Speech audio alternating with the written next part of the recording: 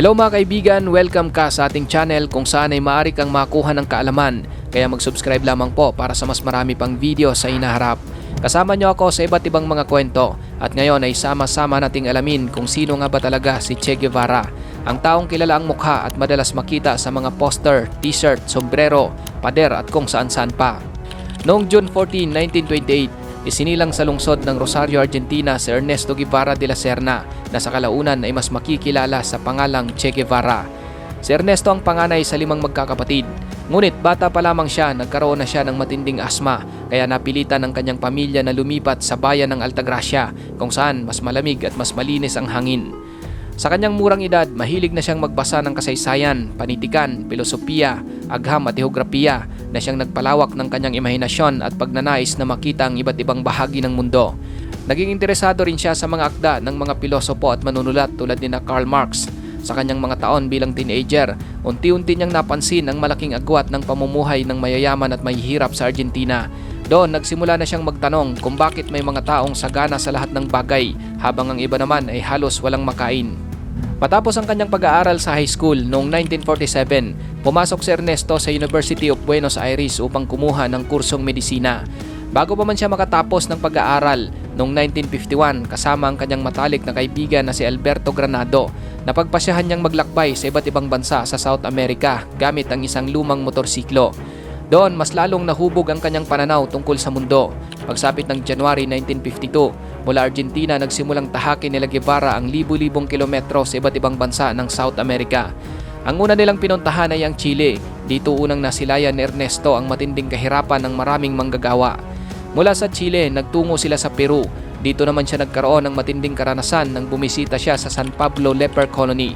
Isa itong malaking komunidad ng mga may ketong sa tabing ilog ng Amazon. Napansin niyang mas kinakatakutan ng lipunan ng mga pasyente kaysa sa sakit mismo. Marami sa kanila ang iniiwasan, binubukod at halos tinatanggalan ng karapatang mamuhay ng normal. Hindi tulad ng ibang bumibisita, tumanggi si Ernesto na tratuhin ng mga pasyente na parabang sila ay dapat layuan. Nakikisalamuha siya sa kanila, nakikipagkamay, nakikipag-usap at nakikisalo sa pagkain. Para sa kanya, ang mga may sakit ay hindi lamang mga pasyente, sila ay mga taong karapat dapat igalang at tratuhing may dignidad. Matapos ang Peru, nagpatuloy sila sa Colombia at pagkatapos ay sa Venezuela. Dito nagpasya si Alberto Granado na manatili upang magtrabaho sa isang leprosaryum habang si Ernesto ay nagpatuloy sa kanyang paglalakbay at kalaunan ay bumalik sa Argentina upang tapusin ang kanyang kursong medisina. Sa kanyang diary na kalaunan ay inilathala bilang The Motorcycle Diaries, hindi lamang niya isinulat ang kanilang mga pakikipagsapalaran, isinalaysay na rin ang kanyang mga obserbasyon tungkol sa kahirapan, kawalan ng lupa ng mga magsasaka, hindi pantay na pagtrato sa mga katutubo at ang malaking agwat sa pagitan ng mayayaman at mahihirap sa Latin America. Noong June 1953, matapos makapagtapos bilang doktor, muling naglakbay si Guevara sa iba't ibang bansa sa Latin America. Dumaan siya sa Bolivia, Peru, Ecuador, Panama, Costa Rica at Nicaragua bago tuluyang makarating sa bansang Guatemala noong December 1953. Pinili niyang puntahan ang lugar na ito dahil noong panahong iyon, kilala ang Guatemala bilang isa sa mga bansang sumusubok gumawa ng malawakang pagbabago para sa mga mahihirap. Ang Pangulo ng bansa na si Jacobo Arbenz Guzman ay naniniwala na ang pinakamalaking problema ng Guatemala ay ang hindi pantay na pagmamay-ari ng lupa. Milyon-milyong magsasaka ang walang sariling sakahan habang napakalawak ng lupang hawak ng iilang mayayamang pamilya at malalaking dayuhang kumpanya.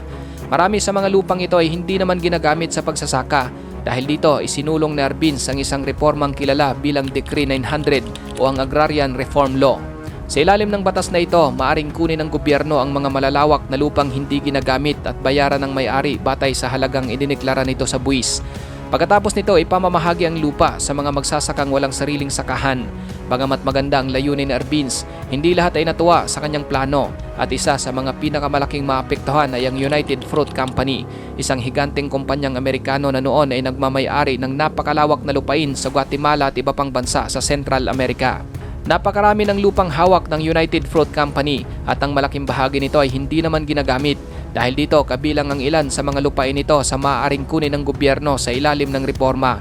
Tutol na tutol ang kumpanya sa plano ni Arbenz. Iginiit nitong hindi sapat ang kabayarang inialok ng gobyerno. Ngunit higit pa rito, natakot din ang kumpanya na baka maging halimbawa ang Guatemala sa iba pang bansa sa Latin America. Sa panahong yon, umiigting na ang Cold War sa pagitan ng Estados Unidos at ng Soviet Union. Dahil dito, naging sensitibo ang pamahalaan ng Amerika sa anumang gobyernong pinaghihinalaang may kaugnayan sa komunismo. Bagamat hindi komunista si Jacobo Arbenz, ngunit pinayagan niyang makilahok sa politika ang mga miyembro ng Communist Party ng Guatemala at sinuportahan niya ang mga reforma laban sa monopolyo ng malalaking kumpanya. Dahil dito, nagsimulang ilarawan siya ng ilang opisyal ng Estados Unidos bilang isang pinunong maaring magpalawak ng impluensya ng komunismo sa rehiyon. Kaya noong 1954, nagpasya ang Central Intelligence Agency o CIA ng Estados Unidos na suportahan ang isang lihim na operasyon upang pabagsakin ang pamahalaan ni Arbenz. Ang operasyong ito ay tinawag na Operation PB Success. Dahil dyan, unti-unting nawala ng suporta si Arbenz mula sa ilang opisyal ng militar hanggang noong June 27, 1954, nagbitiw siya sa pwesto upang maiwasan ang mas malaking pagdanak ng dugo. Ilang araw lamang ang lumipas, tuluyang bumagsak ang kanyang pamahalaan at napalitan ito ng bagong gobyernong suportado ng Estados Unidos. Sa panahong ito, nasa Guatemala mismo si Ernesto Guevara. Nasaksihan niya ang mabilis na pagbagsak ng isang gobyernong nagsisikap tumulong sa mga mahihirap. Nakita niya mismo na kahit ang isang halal na pamahalaan ay maaring mapatalsik kung masasagasaan ito ang interes ng malalaking kapangyarihan. Lalo siyang naniwala na ang malalalim na suliraning panlipunan sa Latin America ay hindi madaling malulutas sa pamamagitan lamang ng halalan o mapayapang reforma. Noong September 1954, ilang buwan matapos ang kodita sa Guatemala, dumating si Ernesto Guevara sa Mexico City. Doon nakilala niya ang mga political exile na Cubano na tumakas matapos mabigo ang isang pag-atake laban sa diktador ng Cuba na si Fulgencio Batista. Isa sa mga taong nagpakilala kay Ernesto sa grupong ito ay si Nico Lopez, isang Cuban revolutionary na kanyang nakilala noon pa sa Guatemala. Si Lopez ang unang tumawag sa kanya ng palayaw na Che. Sa Argentina, karaniwan ang ginagamit ang salitang Che bilang pantawag na katulad ng pare o kaibigan. Dahil madalas itong banggitin ni Ernesto sa kanyang pakikipag-usap, yun na rin ang itinawag sa kanya ng mga Cubano na kalaunan ay halos lahat nakilala na siya sa pangalang Che kaysa Ernesto. Noong July 1955, ipinakilala si Che kay Raul Castro, ang nakababatang kapatid ni Fidel Castro, isang abogado at aktibong lumalaban sa diktadorya ni Fulgencio Batista. Nang makilala ni Raul si Che, napansin niyang marami silang magkatulad na pananaw tungkol sa kalagayan ng Latin America. Dahil dito, inimbitahan niya si Che na makilala ang kanyang kuya. Makalipas ang ilang araw, nagkita sina Guevara at Fidel Castro sa isang maliit na bahay sa Mexico City. Halos buong magdamag silang nag-uusap. Tinalakay nilang kasaysayan ng Cuba, ang paghahari ni Batista, ang papel ng Estados Unidos sa Latin America at ang planong magsimula ng isang armadong revolusyon upang palayain ang Cuba. Matapos ang kanilang unang mahabang pag-uusap, nagpasya si Guevara na sumama sa grupo ni Fidel Castro. Ang orihinal na plano ay magsilbi lamang siyang doktor ng kanilang hukbo. Ngunit habang tumatagal ang kanilang paghahanda, nagsimula rin siyang sumailalim sa pagsasanay sa paggamit ng armas. Ang grupong kanilang sinalihan ay tinatawag na 26th of July Movement. Noong umaga ng November 25, 1956, isang maliit na yate na pinangalanang Granma ang tahimik na umalis mula sa baybayin ng Tuxpan, Mexico. Sakay nito ang 82 armadong revolusyonaryo na pinamunuan ni Fidel Castro, kabilang sina Raul Castro at si Ernesto Che Guevara. Ang kanilang layunin ay tawirin ang karagatang Caribbean, makarating sa Cuba at simulan ng armadong revolusyon laban sa diktador na si Fulgencio Batista. Pagsapit ng December 2, 1956, narating nila ang silangang bahagi ng Cuba. Ngunit 3 araw lamang matapos ang kanilang pagdating, sinalakay sila ng hukbo ni Batista. Marami sa kanila ang napatay at nahuli at ang iba ay nagkahiwa-hiwalay habang sinusubukang makatakas sa kagubatan. Mula sa orihinal na 82 kasapi ng ekspedisyon, tinatayang nasa 16 hanggang 22 lamang ang muling nagkita sa kabundukan ng Sierra Maestra. Ang kabundukang ito ang magiging sentro ng kanilang revolusyon sa loob ng mahigit 2 taon. Dito nila itinayo ang kanilang mga kampo at dito rin nila pinagplanuhan ang mga susunod na hakbang laban sa pamahalaan ni Batista. Sa mga unang buwan ng kanilang pananatili sa Sierra Maestra, unti-unti nilang nakuha ang tiwala ng mga lokal na magsasaka. Marami sa mga magsasakang ito ang matagal nang nabubuhay sa kahirapan at nakakaranas ng pang-aabuso mula sa mga lokal na opisyal at ilang unit ng militar. Nang makita nilang maayos ang pakikitungo ng mga rebelde sa kanila, nagsimula silang magbigay ng pagkain, impormasyon at tulong sa kilusan. Ngayon, habang tumatagal, hindi na lamang isang doktor si Guevara, naging isa na rin siyang opisyal at commander ng mga mandirigma. Pinamunuan niya ang sarili niyang unit at nakibahagi sa pagpaplano ng mga operasyon laban sa hukbo ni Batista. Habang lumilipas ang panahon, dumarami ang mga sumasama sa kanilang kilusan. Kasabay ng paglakas ng revolusyon, humina naman ang suporta kay Fulgencio Batista. Dumarami ang mga ulat ng katiwalian, pandaraya sa halalan at pang-aabuso ng militar sa mga sibilyan. Lumawak ang galit ng publiko habang lalo namang lumalakas ang impluensya ng kilusan ni Fidel Castro. Pagsapit ng kalagitnaan ng 1958, hindi na may tuturing na maliit na grupo ng mga rebelde ang kanilang kilusan. Sa puntong ito, nagpasya si Fidel na ilunsad ang isang malaking opensiba. At noong January 1, 1951, tuluyan nilang napabagsak ang pamahalaan ni Fulgencio Batista. Ngayon, bagamat ipinanganak si Che Guevara sa Argentina, malaki ang kanyang naging papel sa tagumpay ng revolusyon. Dahil dito, kinilala siya ng bagong pamahalaan bilang isa sa mga pangunahing bayani ng Cuba. Noong February 1959, pinagkalooban siya ng Cuban citizenship sa pamamagitan ng isang espesyal na batas na ipinasa ng revolusyonaryong pamahalaan. Matapos ang revolusyon noong November 1959, itinalaga si Guevara bilang Pangulo ng National Bank of Cuba. Noong namang 1961, muli siyang binigyan ng mas malaking responsibilidad nang italaga siyang Minister of Industries. Ngayon, habang lumalala ang relasyon ng Cuba at US, lalo namang naging malapit ang ugnayan ng Cuba sa Soviet Union. Samantala, lalong tumindi ang pananaw ni Che laban sa Estados Unidos. Naniniwala siyang malaki ang impluensya ng Amerika sa mga suliraning kinakaharap ng maraming bansa sa Latin America. Iniisip niyang ginagamit ng US ang kapangyarihan upang protektahan ang mga pamahalaang pabor sa kanilang interes at pigilan ang mga revolusyong maaaring magbago sa umiiral na sistema. Ang pananaw na ito ay lalo pang tumibay matapos ang mga pangyayari tulad ng Bay of Pigs invasion noong 1961, kung saan sinubukan ng mga Cuban exile na suportado ng CIA na pabagsakin ang pamahalaan ni Fidel Castro, at ang Cuban Missile Crisis noong 1962 na nagdala sa mundo sa bingit ng digmaang nukyar. Para kay Che, hindi sapat na mapanatili lamang ang revolusyon sa Cuba. Naniniwala siyang kailangan ding lumaganap ang mga revolusyon sa iba pang bansa upang mabawasan ang impluensya ng Estados Unidos sa Latin America, Africa at Asia. Noong unang bahagi ng 1965, lihim na pinagplanuhan ni Guevara ang pag-alis sa Cuba. Naniniwala siyang hindi sapat na magtagumpay ang revolusyon sa iisang bansa lamang. Iniisip niyang hanggat nananatili ang kolonyalismo, kahirapan at impluensya ng mga makapangyarihang bansa sa iba't ibang bahagi ng mundo, hindi pa tapos ang kanyang laban. Ito ang dahilan kung bakit nagpasya siyang iwan ang kanyang matataas na posisyon sa pamahalaan ng Cuba, pati na rin ang kanyang pamilya upang muling sumabak sa isang armadong pakikibaka. Mula sa Cuba, nagtungo si Guevara sa Congo, na ngayon ay kilala bilang Democratic Republic of the Congo. Bago siya umalis, nagsulat siya ng isang liham para kay Fidel Castro. Sa liham na ito, formal niyang isinuko ang kanyang mga posisyon sa pamahalaan, gayon din ang kanyang pagka-Cuban citizen. Ipiniliwanag niyang nais niyang italaga ang kanyang buhay sa pakikipaglaban para sa ibang mga bansang nangangailangan ng suporta. Ngunit bakit nga ba Congo ang kanyang pinili? Noong panahong yon, magulo ang sitwasyon sa bansang Congo. Bagamat nakamit ng bansa ang kalayaan mula sa Belgium noong 1960, hindi ito nagkaroon ng kapayapaan. Bagkos sumiklab ang mga serya ng rebelyon, kodita at labanan sa pagitan ng iba't ibang grupo. Naniniwala si Che na maaring maulit sa Congo ang tagumpay ng Cuban Revolution. Iniisip niyang kung matagumpay ang isang maliit na grupo ng mga gerilya sa Cuba, maaari din itong mangyari sa Africa. Kaya noong April 1965, lihim siyang nagtungo sa Congo gamit ang peking pagkakakilanlan. Kasama niyang mahigit 100 piling sundalong Cubano na pawang veterano ng Cuban Revolution. Sa simula mga kapatid, umaasa si Guevara na mabilis niyang maihahanda ang mga rebelde sa Congo. Ngunit hindi nagtagal ay napansin niyang ibang-ibang sitwasyon sa Congo kumpara sa Cuba. Ayon sa kanyang mga isinulat, maraming rebelde ang kulang sa disiplina. Madalas silang hindi sumusunod sa mga napagkasundo ang plano. May mga pagkakataong hindi sila dumarating sa oras ng operasyon o basta na lamang umaalis sa kampo nang walang paalam. Napansin din niya na maraming mandirigma ang naniniwala sa mga tradisyonal na paniniwala na umano'y magbibigay sa kanila ng proteksyon laban sa bala. Bagamat bahagi ito ng kanilang kultura, nag-aalala si Che na nagiging dahilan ito upang hindi pagtuunan ng pansin ang wastong pagsasanay at paghahanda sa labanan. Problema rin niya ang kakulangan ng koordinasyon sa pagitan ng iba't ibang grupo ng mga rebelde. Halimbawa, hindi isa ang kanilang pamumuno, magkakaiba ang kanilang layunin at madalas ay hindi sila nagkakasundo sa mga desisyong pangmilitar. Bukod dito, nahirapan din siyang makuha ang tiwala ng maraming lokal na mamamayan. Hindi tulad sa Cuba kung saan unti-unting sinusuportahan ng mga magsasaka ang kanilang kilusan, hindi ganon ang nangyari sa Congo. Dahil sa pagkakahati-hati ng iba't ibang grupo at sa magulong sitwasyon ng bansa, naging mahirap para sa kanila ang bumuo ng matatag na suporta mula sa mga sibilyan.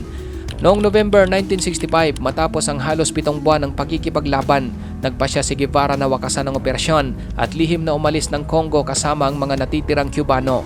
Sa kanyang pagbabalik, isinulat niya ang aklat na The African Dream, The Diaries of the Revolutionary War in the Congo. Dito niya matapat na inilarawan ang mga pagkakamali ng kanilang misyon. Isinulat niya na mali ang kanyang naging pagtansya sa sitwasyon ng Congo. Inakala niyang sapat na ang kanilang naging karanasan sa Cuba upang magtagumpay sa ibang bansa. Ngunit napagtanto niyang bawat revolusyon ay may sariling kasaysayan, kultura at mga hamon na hindi maaring basta na lamang ihambing sa ibang lugar. Matapos ang kanyang bigong misyon sa Congo, lihim na bumalik si Che Guevara sa Cuba noong huling bahagi ng 1965. Sa panahong ito, muli niyang inihanda ang kanyang sarili para sa isa pang revolusyon. Ninais niyang magkaroon ng maraming sabay-sabay na revolusyon sa iba't ibang bahagi ng kontinente upang mapahina ang impluensya ng Estados Unidos sa rehiyon. Sa lahat ng mga bansang kanyang pinagpipilian, ang Bolivia ang nakita niyang pinakamainam na lugar upang simulan ang panibagong kilusan. May ilang dahilan kung bakit ito ang kanyang pinili. Una, ang Bolivia ay nasa pinakasentro ng South America. Napapaligiran ito ng Brazil, Argentina, Paraguay, Chile at Peru. Iniisip niya kung magtatagumpay ang isang revolusyon sa Bolivia, maaari itong kumalat sa mga karatig bansa at magbunsod ng mas malawak na pag-aalsa sa buong kontinente.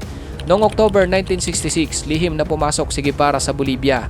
Pagdating doon, nagtungo siya sa isang liblib na lugar kung saan lihim na itinayo ang kampo ng kanyang grupo.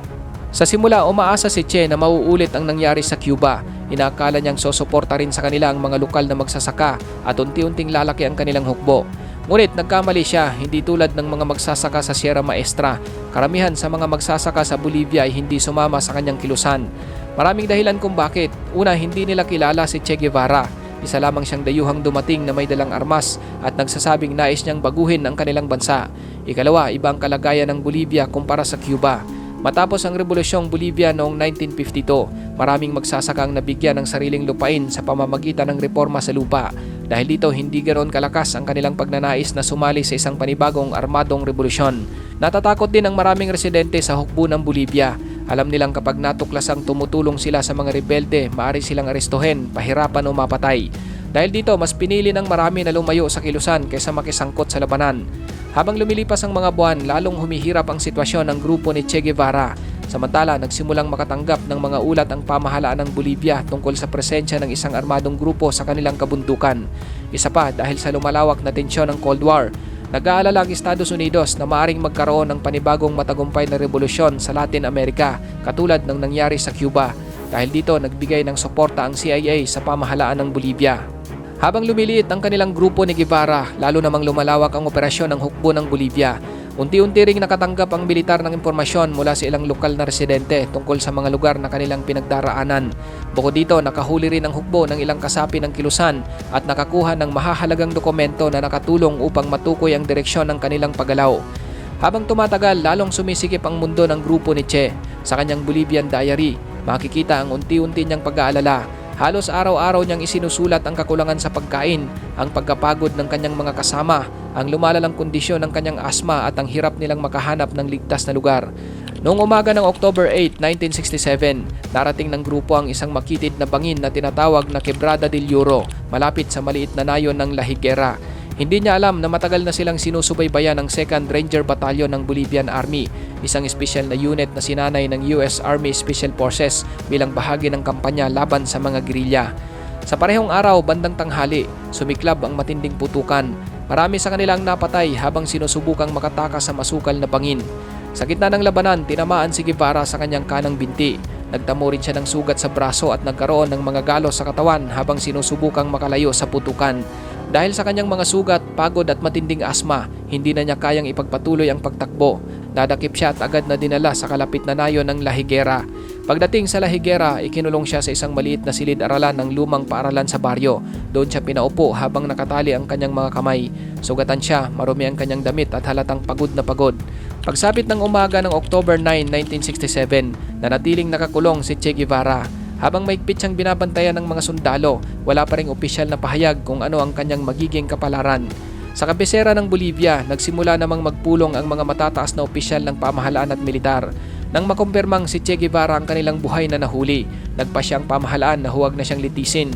Iniutos ng Bolivian government sa ilalim ni Pangulong Rene Barrientos Ortuño na paslangin si Guevara at ang napiling magsagawa ng execution ay ang sarhento na si Mario Terán, isang sundalo ng Bolivian Army. Ayon sa kanyang mga salaysay, nagatubili siyang isagawa ang utos dahil alam niyang ang kanyang papaslangin ay isa sa pinakakilalang tao sa buong mundo. Ilang sandali matapos ang kanilang maikling pag-uusap, pumutok na ang baril ni Mario Terán. Ayon sa opisyal na ulat, iniwasan niyang barilin agad si Guevara sa ulo upang magmukhang nasawi ito sa labanan at hindi sa execution. Ilang bala ang tumama sa kanyang mga binti, braso, dibdib at iba pang bahagi ng katawan. Makalipas ang ilang minuto, idineklarang wala ng buhay si Ernesto Che Guevara. Sa mga panahong yon, ang kanyang edad ay 39 na taong gulang. Matapos ang kanyang pagkamatay, dinala ang kanyang mga labi sa ospital ng Valle Grande kung saan ipinakita ito sa mga media at mamamayan. Kumalat sa buong mundo ang mga larawan ng kanyang wala ng buhay na katawan. Pagkaraan ng ilang araw, pinutol ng mga otoridad ng Bolivia ang kanyang dalawang kamay upang makuha ang kanyang fingerprints upang tiyakin ang kanyang pagkakakilanlan dahil isa siya sa pinakatinutugis na tao sa buong mundo. Matapos magkuna ng fingerprint, iningatan ang kanyang mga kamay bilang bahagi ng opisyal na record ng pagkilala sa kanyang bangkay. Samantala, lihim namang itinago ang kanyang katawan, hindi inihayag ng pamahalaan kung saan siya inilibing. Layunin nilang maiwasang maging dambana o lugar ng pagunita ang kanyang libingan. Sa loob ng maraming taon, nanatiling misteryo ang kinaroroonan ng kanyang mga labi. Halos 3 dekada ang lumipas bago muling nabuksan ang usaping ito.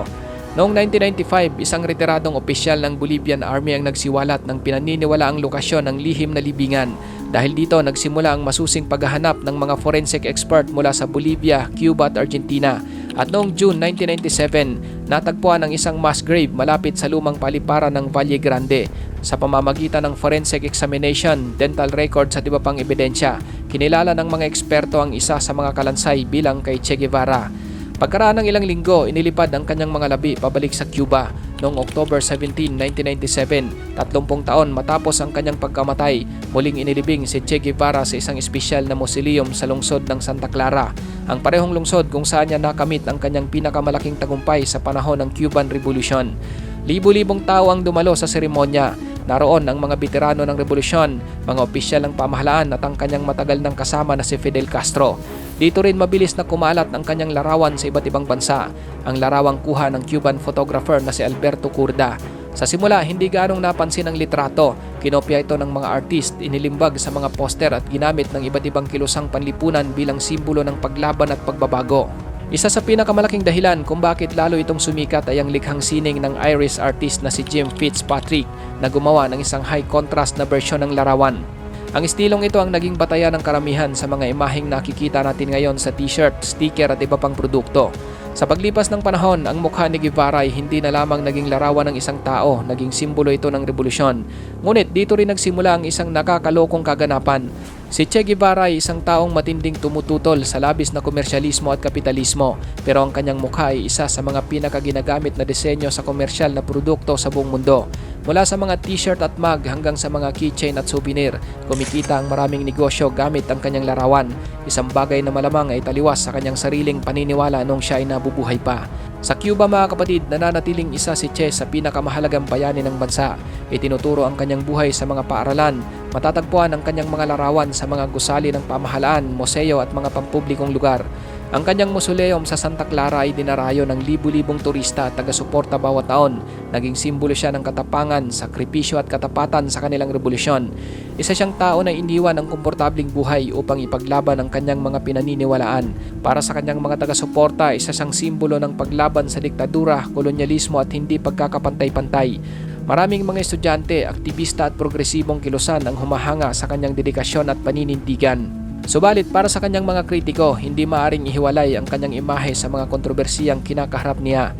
Madalas nilang banggitin ang kanyang papel sa mga execution pagkatapos ng Cuban Revolution, ang kanyang suporta sa armadong pakikibaka at ang kanyang paniniwalang maaring gamitin ang dahas upang makamit ang pagbabago.